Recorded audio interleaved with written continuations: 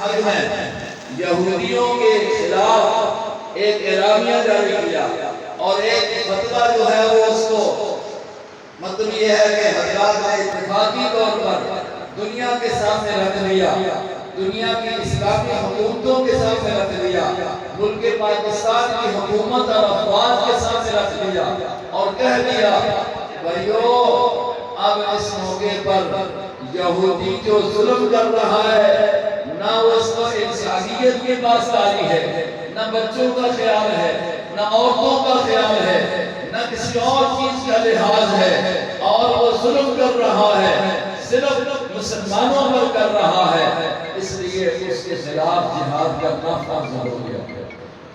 آپ حضرات کو یہ بات ضرور پہنچی ہوگی۔ آج حضرت میں، آج حضرت شہر میں ہماری انٹرنیشنل موومنٹ ختم نبوت کے عنوان پر جو ایک عظیم جماعت ہے، عالمی جماعت ہے، اس کے تحت ہمارے ساتھیوں نے ایک پورے چرچ کے جتنی بھی مذہبی تنظیمیں اور جماعتیں ہیں سب کو اکٹھا کیا اور ساتھ ساتھ سیاسیوں کو بھی، تاجروں کو بھی اسی بات کو سامنے رکھ کر کہ ہم جو جہاد اس موقع پر رہ کر جب جہاد یہود کے خلاف نبی پاک علیہ السلام نے کہہ کر گئے تھے، قرآن پاک میں یہ بات کہہ رہی ہے کہ یہودی سب سے بڑا دشمن ہے مسلمان، سب سے بڑا دشمن ہے یہودی مشرک۔ لَتَجِدَنَّ أَشَدَّ النَّاسِ عَدَاوَةً لِلَّذِينَ آمَنُوا الْيَهُودَ وَالَّذِينَ أَشْرَكُوا، فرمایا کہ سب سے بڑا دشمن مسلمان کا کون ہے؟ یہودی اور مشرک، یہودی اور مشرک۔ رب کائنات نے یہ کہا ہے لا تتخذوا اليهود والنصارى اولیاء بعضهم اولیاء بعض، فرمایا کہ یہود و نصارہ کو اپنا دوست مت بناؤ، اس لیے کہ وہ دوست بعض سے ہیں۔ الکفر کلہ ملۃ واحدہ، کافر کوئی بھی ہے وہ سارے ایک ہیں۔ اللہ کرے مسلمان بھی سارے ایک ہو جائیں، آمین۔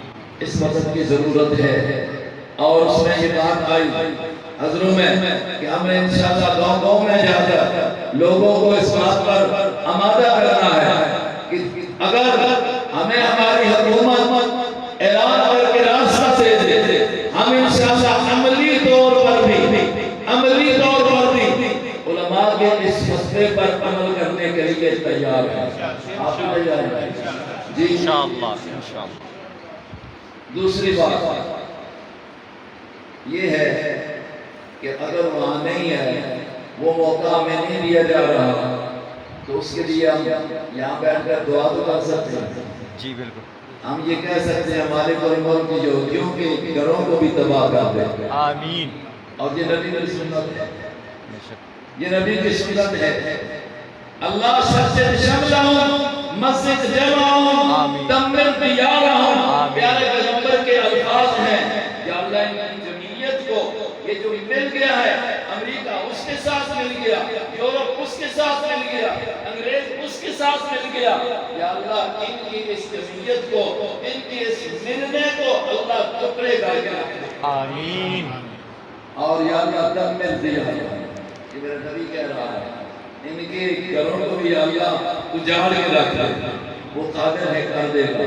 ہم نے مانگنا ہے، یہ تو ہم کر سکتے ہیں۔ اور تیسری صورت جو ہم اب کر سکتے ہیں، اپنی جگہ پر رہ کے کر سکتے ہیں، وہ یہ ہے کہ کم از کم ان کی مصنوعات سے نفرت اور بچنا شروع کر دیں، انشاءاللہ۔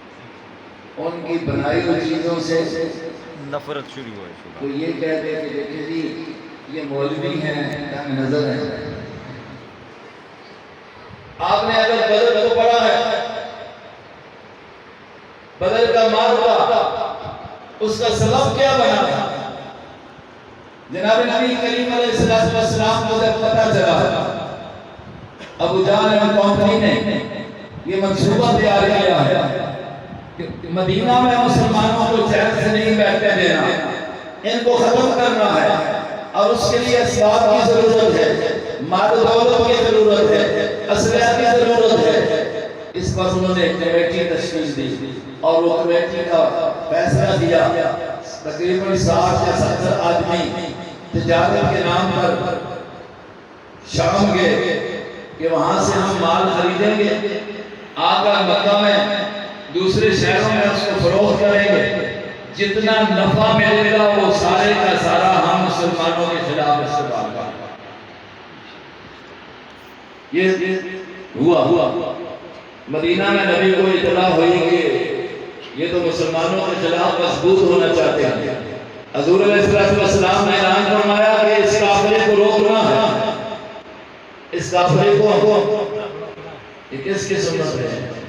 نبی کی سنت ہے۔ مسلمانوں کے خلاف مال تیار کر رہا ہے، قوت جمع کر رہا ہے، ایسا قافلہ، ایسی جماعت، اس کا راستہ روک کر اس سے سب کو چھیننا ہے۔ نبی اسی نیت سے نکلے تھے، اسی نیت سے نکلے تھے۔ میرے بھائیوں، ہم یہاں رہ کر یہ کام کر سکتے ہیں کہ نہیں کر سکتے؟ کر سکتے ہیں جی کر سکتے ہیں۔